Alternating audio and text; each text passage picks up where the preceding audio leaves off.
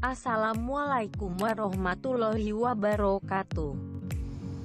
Nama Devita Cahyani, NPM 1911100058, kelas PGMIC, semester 3, mata kuliah Sejarah Kebudayaan Islam.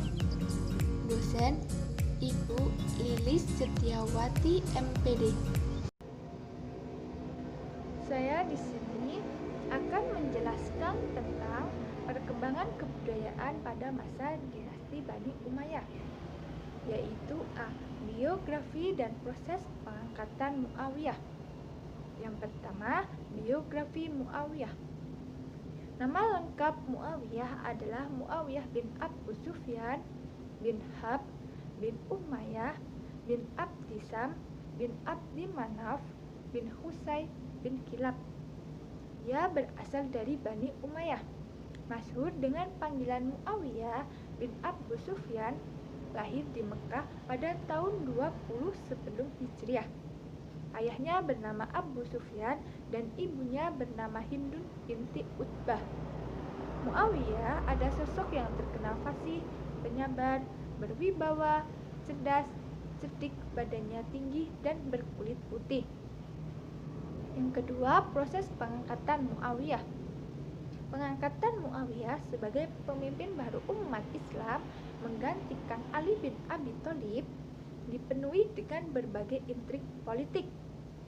Pihak Muawiyah mengawali pemerintahannya dengan menolak pemerintahan Khalifah Ali, kemudian berperang melawan Khalifah Ali, dan melakukan perdamaian atau takim dengan Khalifah Ali.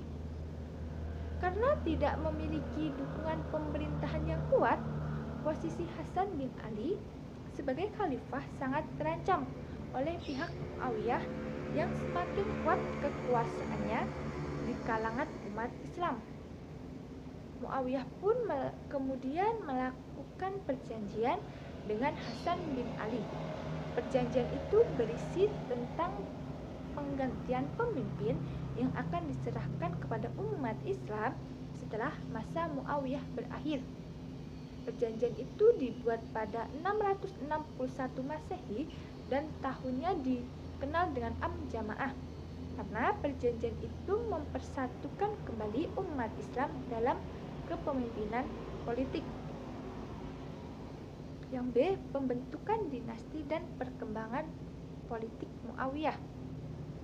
Muawiyah diangkat menjadi salah seorang panglima perang di bawah komando utama Abu Ubaidah bin Jarrah.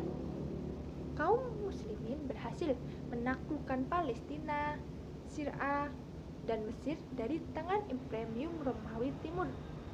Ketika Utsman bin Affan menjabat sebagai khalifah menggantikan Umar, Muawiyah diangkat menjadi gubernur untuk wilayah Syria dan Palestina yang berkedudukan di Damaskus, menggantikan gubernur Abu Ubaidah bin Jarrah. Selama masa pemerintahannya, Muawiyah bin Abu Sufyan telah melakukan berbagai kebijakan. Muawiyah bin Abu Sufyan wafat pada tahun 60 Hijriah di Damaskus karena penyakit yang dideritanya, dan kekuasaannya digantikan oleh anaknya Yazid bin Muawiyah yang telah ditetapkan menjadi putra mahkota, dan pada saat itu kepemimpinan dunia Islam yang didominasi dengan sistem kerajaan pun dimulai. C. Perkembangan politik, ekonomi, ilmu pengetahuan, seni budaya masa Muawiyah. Yang pertama, politik. Muawiyah merupakan seorang politis andal.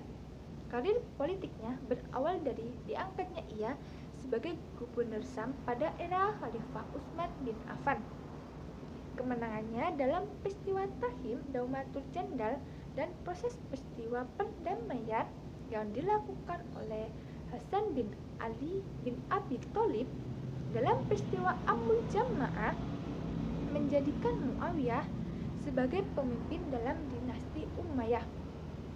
Muawiyah dalam sejarah tidak dapat dipungkiri lagi mendapat banyak pujian sebagai politikus ulung atau ahli politik. Yang kedua, ekonomi. Bani Umayyah telah mengubah sistem pemerintahan dari kekhalifahan menjadi monarki. Perubahan sistem pemerintahan tersebut memberikan dampak yang cukup luas ke berbagai macam sektor, termasuk dalam aspek pengelolaan perekonomian di tengah-tengah masyarakat Muslim. Salah satu perubahan yang cukup terlihat pada masa itu adalah perubahan mekanisme pengelolaan Baitulmal. Pada masa kekuasaan Bani Umayyah, Baitulmal itu dibagi menjadi dua bagian yang berbeda, yaitu bagian umum yang diperuntukkan bagi seluruh masyarakat dan yang diperuntukkan bagi sultan dan keluarganya.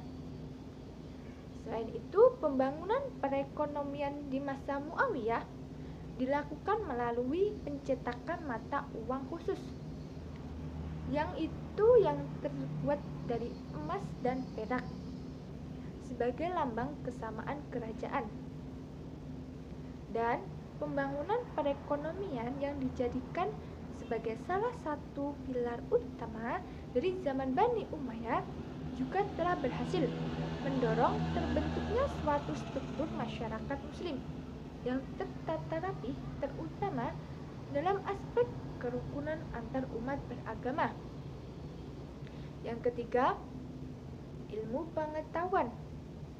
Pada periode dinasti Umayyah belum ada pendidikan formal. Putra-putra khalifah biasanya disekolahkan ke Ba'diyah, Gurun Surya, untuk mempelajari bahasa Arab murni dan memahami puisi. Kesanalah Muawiyah mengirimkan putranya yang kemudian menjadi penerusnya, Yazid bin Muawiyah.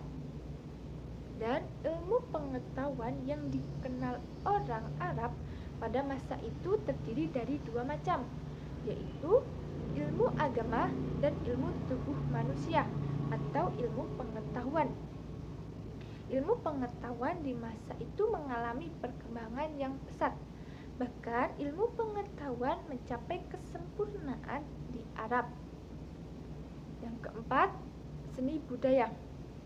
Seni dan budaya pada masa itu mengalami perkembangan yang maju, karena ajaran Islam lahir untuk menghapuskan perbuatan syirik menyembah berhala. Maka seni patung dan seni lukis binatang maupun lukis manusia tidak berkembang. Akan tetapi seni kaligrafi, seni sastra, seni suara, seni bangunan, dan seni ukir berkembang cukup baik. Contoh dari perkembangan seni bangunan yaitu berdirinya Masjid Damaskus yang dindingnya dipenuhi dengan ukiran halus dan dihiasi dengan aneka warna-warni batuan yang indah. Yang D, sebab-sebab runtuhnya Bani Umayyah. Yang pertama, sistem dalam penggantian khalifah dengan keturunan merupakan sesuatu yang baru untuk tradisi Arab yang telah menekankan dalam sebuah aspek senioritas. Yang kedua, pengaturannya tidak jelas. Gelapnya sistem penggantian khalifah menyebabkan persaingan tidak adil di antara anggota keluarga kerajaan. Yang ketiga, latar belakang munculnya sebuah dinasti Umayyah yakni tidak lepas dari sebuah konflik politik di masa Ali. Yang keempat, proses langsung dari penggulingan dinasti Umayyah yakni munculnya dalam sebuah kekuatan yang dipimpin dengan keturunan Al-Muttalib dan Al-Abbas. Yang kelima, selama periode Umayyah, konflik etnis antara suku-suku Arab atau Bani Qats dan Arabia Selatan atau Bani Kab yang telah ada sejak zaman sebelum Islam menjadi semakin tegang. Yang keenam, pemerintahan kedaulatan Bani Umayyah yang lemah serta disebabkan oleh perasaan mewah dalam kehidupan di lingkungan istana sehingga anak-anak khalifah tidak mau memikul beban berat kenegaraan ketika ia akan mewarisi sebuah kekuasaan. Adapun faktor-faktor penyebab keruntuhan dinasti Bani Umayyah dapat dikualifikasikan menjadi dua faktor, yaitu faktor internal dan faktor eksternal. Faktor internal adalah kerusakan-kerusakan yang terjadi dalam tubuh Bani Umayyah itu sendiri, seperti tindakan tidak adil para khalifah terhadap kaum Mawali, kebencian Bani Umayyah terhadap keluarga Ali, kehidupan berfoya-foya di lingkungan istana, dan kembali mencuatnya fanatisme golongan di lingkungan istana, yaitu antara golongan Arab Utara dan Arab Selatan. Sedangkan faktor eksternal adalah faktor-faktor yang melatar belakangi runtuhnya Bani Umayyah dari luar, seperti revolusi-revolusi keluarga Alawiyin, pemberontakan kaum Khawarij, dan propaganda yang dilakukan oleh Bani Abbas. Terima kasih. Wassalamualaikum warahmatullahi wabarakatuh.